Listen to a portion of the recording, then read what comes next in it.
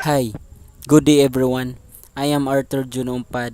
What we have today is a computer system unit, and what I'm going to do is to disassemble and assemble it step by step.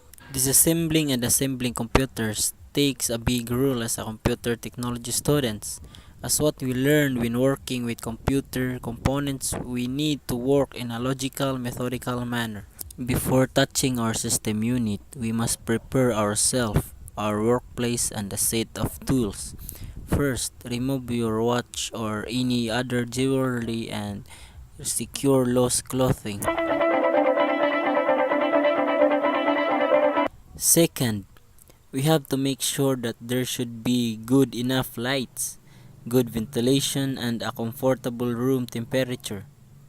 Third, our table should be accessible from all sides. Do not cover the entire surface of the table with tools and computer's components. Arrange them properly.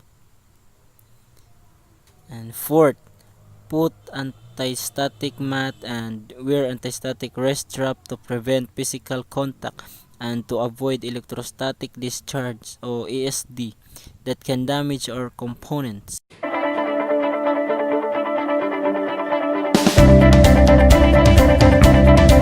So the last, prepare small containers to hold screws and other small parts that we remove. And disassembly, remember when we removing any computer parts and components, we must remember the name of the parts, the location, and the quantity.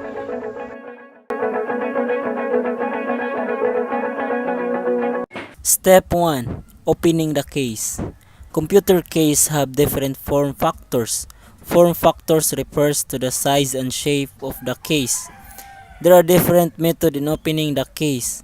It's either case cover can be removed as one piece, case top and side panels can be removed, or the top of the case is need to remove before the side panels can be removed. In case of our computer system unit, we need first to unscrew the screw of side panel in order to open our system unit and then remove the front panel case.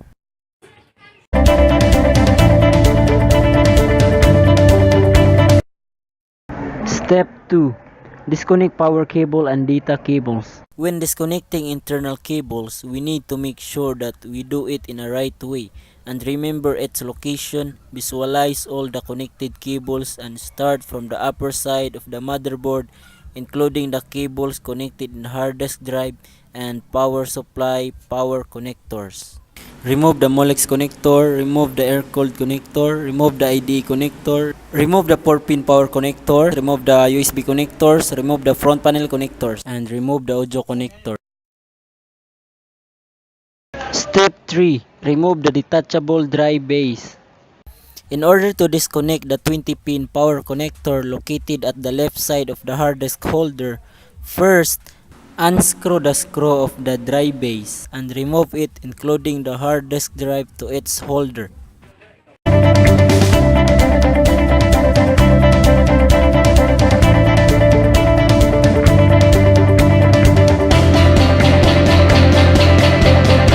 Disconnect the 20-pin power connector. Step 4. Remove the power supply unit.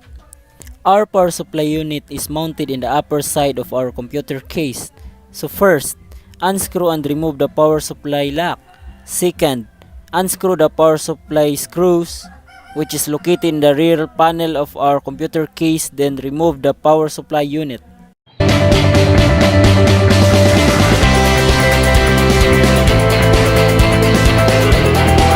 Step 5. Remove the LAN card. Unscrew the screw located in the PCI option slot of the case, then remove the LAN card which is located in the PI slot of the motherboard.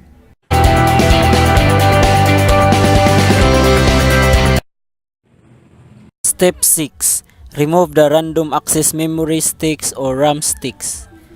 In removing the RAM sticks which is located in the RAM slot of the motherboard, just simply push both sides of the ejectors and remove the memory sticks. Step 7. Remove the air cooling. Unscrew the CPU fan which is located in the top of the heatsink, then remove the fan. Step 8. Remove the heatsink. Unscrew the heatsink which is located in the CPU socket and then remove it. Step 9. Remove the central processing unit or CPU. In order to remove the CPU located in the CPU socket, just remove the latch holding the processor and lift the processor straight out of the socket.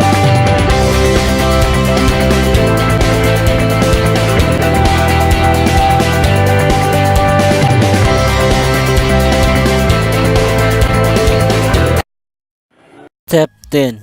Remove the motherboard. When removing the motherboard from the computer case, just unscrew all screws that attach from the motherboard to the case and remove it.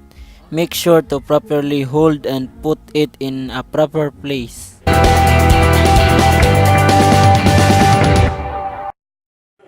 And that's all. We're done in disassembling a computer system unit.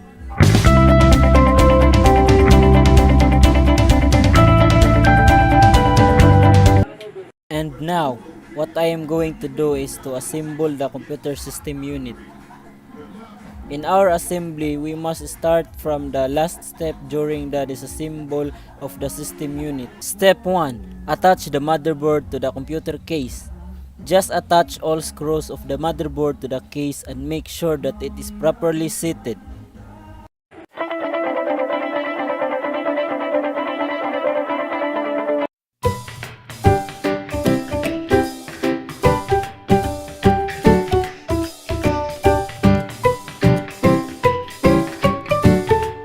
Step 2.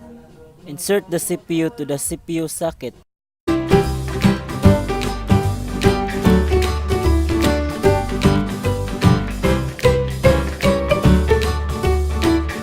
Step 3. Put the heatsink to the CPU socket and attach the screws.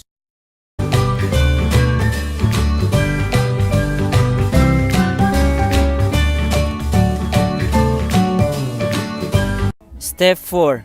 Attach the fan to the heatsink and put back the screws.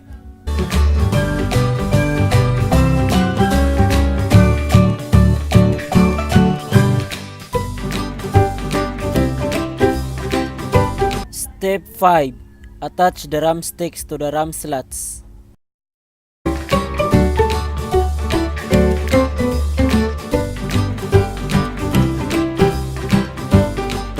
Step 6. Insert the LAN card to the PCI slot of the motherboard and put back the screw of the PCI option slots of the case.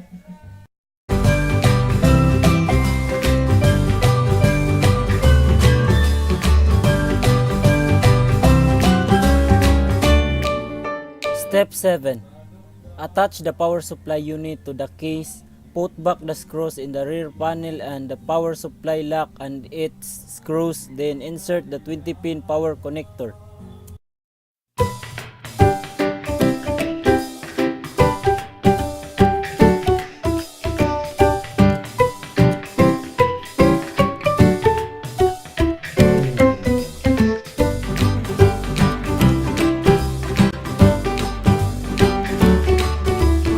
Step 8.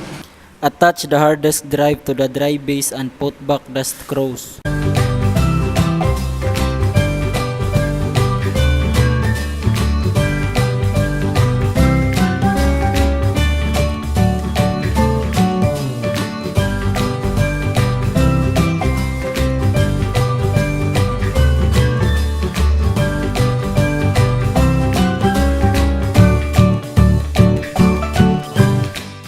Step 9. Reconnect the power cables and the data cables.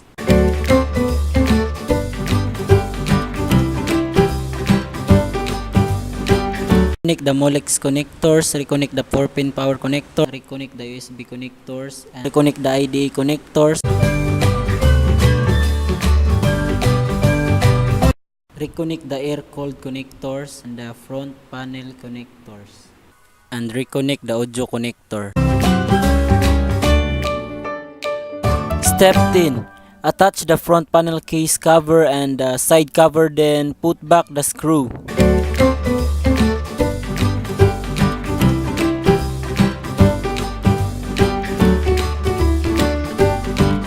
And that is how we disassemble and assemble a computer system unit.